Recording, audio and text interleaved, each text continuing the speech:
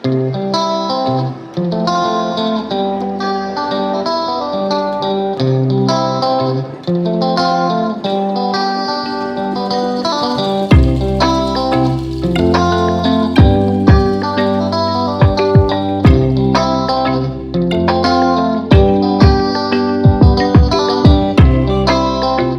guys, jumpa lagi di episode kali ini. Thank you ya buat kalian yang udah pada support kami sampai saat ini. Alhamdulillah nih, pandemi di Indonesia sekarang udah level 1 nih. Jangan sampai ke level 4 lagi ya guys, karena level 4 tuh pedes cuy. Di episode kali ini, gue mau ngangkat tentang 5 gangster terkejam di dunia versi Daily Netizen. Tapi sebelumnya nih, buat kalian yang belum pada subscribe channel keren ini, langsung aja guys, pencet tuh tombol di kanan bawah dan bunyikan loncengnya.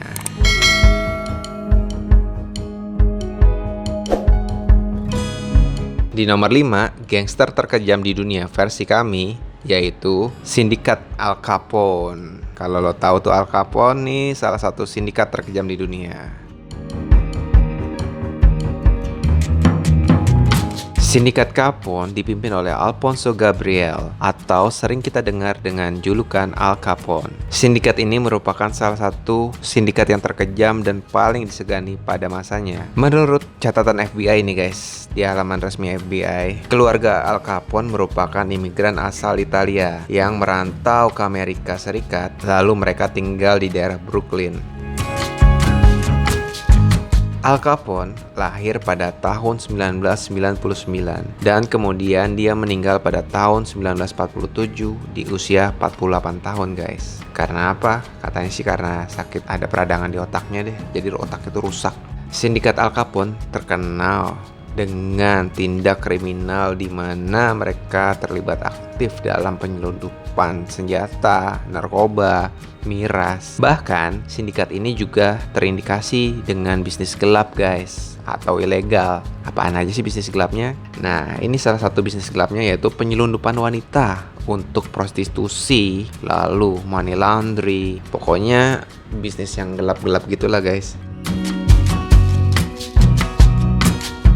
Sindikat ini terkenal sangat kejam, tanpa mengenal rasa ampun kepada musuh-musuhnya terutama. Pokoknya, sindikat ini merupakan dalang dibalik banyaknya kejadian-kejadian atau pembunuhan-pembunuhan pada era itu. Banyak orang di Amerika Serikat ketika mendengar nama Sindikat Al Capone, mereka tuh langsung pada takut, segan lah pokoknya.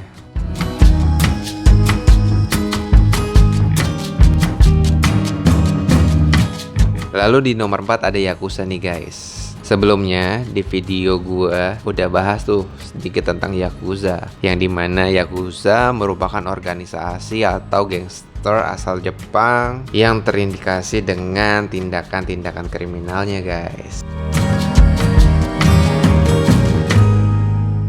Yakuza juga sangat terkenal, sangat kejam, dan tak segan untuk membunuh semua musuh-musuhnya. Sindikat Yakuza memiliki anggota aktif yang sangat banyak guys, bahkan tersebar di seluruh dunia. Menurut sebuah majalah di Jepang, yaitu Nikkan Magazine Spa, pada tahun 2013 menuliskan kesaksian bahwa anggota Yakuza pada saat itu melakukan pembunuhan kepada satu keluarga besar dan mayatnya dikubur di dalam tong, dan mereka tuh dikubur secara terpisah, terpencar-pencar di berbagai macam wilayah lah.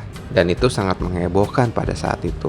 Tapi banyak pro dan kontra. Jadi menurut salah satu anggota Yakuza lainnya nih, pembunuhan tersebut yang melakukan bukanlah Yakuza. Karena menurut dia, kalau yang dilakukan Yakuza itu motifnya nggak seperti itu. Biasanya nih, Yakuza melakukan pembunuhan jauh lebih profesional. Nggak hanya dikubur di dalam tong lalu dipendam di dalam tanah. Itu pasti cepat atau lambat akan teridentifikasi oleh polisi dan cepat tercium. Menurut dia, apabila pembunuhan tersebut yang melakukan Yakuza, udah pasti tuh mayat dari yang dibunuhnya nggak akan ketemu. Bahkan sampai di tingkat cek DNA pun nggak akan terlacak. Para korban yang telah dibunuh Yakuza langsung tuh dimasukkan ke dalam olahan aspal cair dan dimasak dengan suhu 3000 derajat sampai lumer.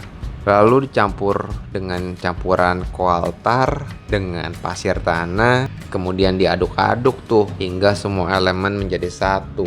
Bahkan tulang manusia yang hancurnya tuh susah itu akan menyatu dalam adonan aspal tersebut. Anjir, gue nyampe enak nih. Gila ya, emang kalau emang ini benar-benar terjadi tuh gila banget sih, sadis parah.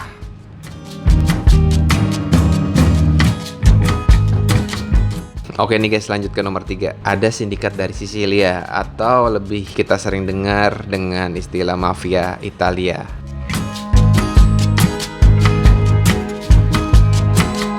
Sisilia merupakan wilayah otonomi Italia. Salah satu yang membuat wilayah ini terkenal adalah keberadaan beberapa kelompok mafia dari zaman dahulu hingga sekarang nih. Nah, salah satu mafia Sisilia yang sangat ditakuti adalah mafia Sisilia di bawah kepemimpinan Salvatore Riina.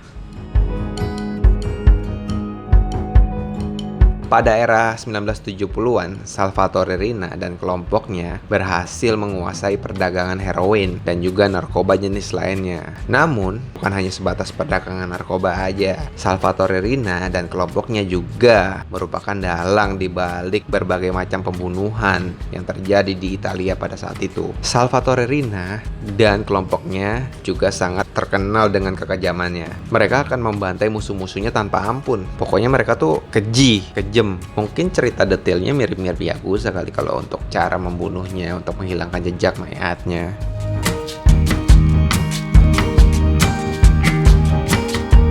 Oke nih guys, lanjut ke nomor 2. Ada kartel legendaris asal Kolombia. Kalian pasti udah pada bisa menebaknya. Siapakah dia? Yes, lo bener semua. Pablo Escobar. Siapa yang gak kenal dengan Pablo Escobar, tokoh kartel terbesar sepanjang masa ini guys.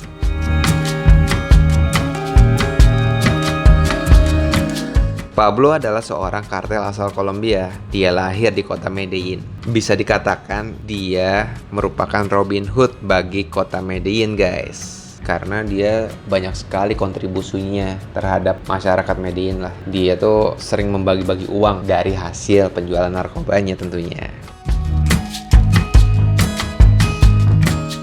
Pada awalnya, Pablo merupakan pemasok minuman keras, ganja, dan dia cuma pencuri biasa guys. Namun, seiring berjalannya waktu dan keadaan yang memaksa dia untuk beranjak menjadi orang yang sangat besar, dia memutar otaknya nih, atau memutar haluan untuk menjadi pengedar kokaina. Karena dia melihat peluang itu ada di depan mata dia. Dengan bakat yang dia miliki bersama sahabatnya, dia tuh mengembangkan bisnis kokaina dan membuat sosok seorang Pablo Escobar mulai terkenal di dunia perkartelan. Asli tuh dia mengebrak dunia perkartelan seantero dunia, pokoknya itu gila banget. Lo perlu nonton film itu, Narcos tuh di Netflix. $5 billion a year. Pablo Escobar pada dasarnya adalah seorang yang sangat hangat kepada keluarganya. Namun nih guys, di dalam bisnisnya dia, Pablo juga merupakan seorang yang sangat kejam dan gak kenal rasa ampun. Pembunuhan demi pembunuhan pun kerap kali terjadi di dalam dunia bisnis narkoba yang dia buatnya. Para anak buahnya yang sangat loyal tuh rela mati buat dia. Bahkan perang antar geng demi merebut kekuasaan wilayah, kekuasaan perdagangan dilakukan dengan segala cara oleh Pablo Escobar. Bahkan Pablo Escobar pun mampu menyogok atau menyuap pemerintahan, militer. Pokoknya demi menggerakkan bisnisnya dia menjadi raksasa bisnis kokaina pada saat itu. Wah, sadis pokoknya dia. Kejam.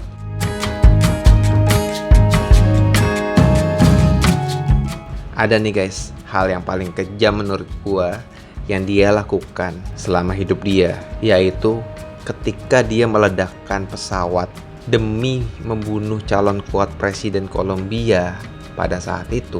Dia tuh buta, dia pokoknya tuh ambisius, dia mau membunuh calon presiden itu dengan catatan ketika calon presiden itu mati, dia bisa jadi presiden. Lalu dia menyuruh seseorang membawa bom bunuh diri di atas pesawatnya untuk meledakkan pesawat itu.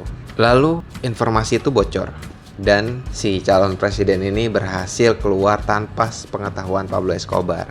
Dan ketika pesawat di atas mengudara, pesawat itu meledak. Ratusan nyawa sipil hilang sia-sia. Itu kejam sih, gila itu. Pesawat dibom di udara. Gila banget. Demi keambisiusan dia jadi presiden, dia tuh sampai hilang pikiran mengorbankan nyawa sipil yang gak bersalah lagi terbang di atas pesawat. Wah, gila. Kacau. Tapi gue gak kebayang sih kalau tuh si presiden atau calon presiden itu tewas, terusnya Pablo Escobar yang jadi presiden. Wah, lebih chaos lagi nih dunia. Gue yakin pasti perdagangan narkoba di seluruh dunia tuh makin gila dari sekarang. Ah, parah. Untungnya ya berhasil tuh calon presiden untuk kabur.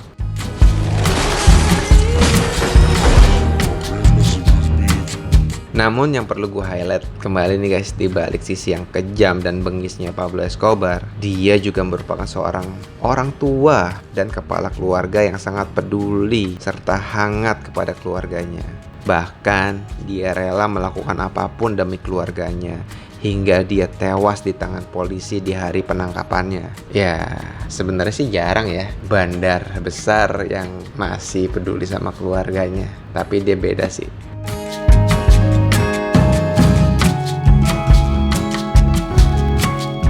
Oke, lanjut ke nomor 1 nih guys.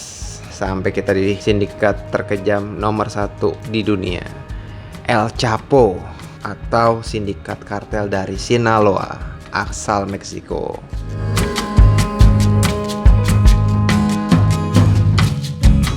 Berbicara kartel Sinaloa nih guys, ada korelasinya nih dengan Pablo Escobar. Karena kartel Sinaloa membeli narkoba dari Medellin, punya Pablo Escobar. Kartel Sinaloa dipimpin oleh El Chapo Guzman. Tapi sebelumnya kartel Sinaloa dipimpin oleh Miguel Angel Felix. Kartel Sinaloa dahulunya merupakan kartel terbesar di Meksiko, karena tuh jadi satu perkumpulan bermacam-macam kartel lah, organisasi kartel jadi satu di bawah naungan kartel Sinaloa. Hal-hal yang berbau pembunuhan, perang antar kartel merupakan hal yang biasa terjadi di Meksiko guys hingga kini. Di bawah kepemimpinan El Chapo, kartel Sinaloa mencapai titik puncaknya dan juga jauh lebih terorganisir dari era-era sebelumnya. Dengan sosok El Chapo yang bertangan dingin, kartel Sinaloa sangat ditakuti dan disegani oleh musuh-musuh organisasi kartel Meksiko lainnya. Menurut beberapa catatan, El Chapo merupakan orang yang paling bertanggung jawab atas kematian ribuan orang di Meksiko. Bahkan, Chapo pun kerap kali ditangkap lalu dimasukkan ke dalam penjara yang super maksimum security. Dia tetap bisa berhasil keluar nih guys. Udah 2 kali dia ditangkap, 2 kali itu juga dia berhasil keluar. Dia mampu membayar semua orang guys. Bahkan sipir-sipir penjara yang korup di sana bisa dibeli oleh dia nih guys. Edan banget nih Chapo, licin kayak belut. Semua orang tuh pada takut sama dia. Akhirnya pun El Chapo berhasil ditangkap guys dan diekstradisi ke Amerika Serikat sekarang. Karena kalau dia masih di penjara di Meksiko, ya ujung-ujung sih bisa kabur-kabur lagi. Tapi kalau udah dibawa ke US, itu udah susah banget kan untuk kabur. Sangat susah. Dia mendapatkan hukuman seumur hidup guys. Hingga kini di Meksiko, kartel-kartel masih berkuasa banget guys. Gunshotting tuh masih sering terjadi di sana. Di Amerika juga masih sering sih.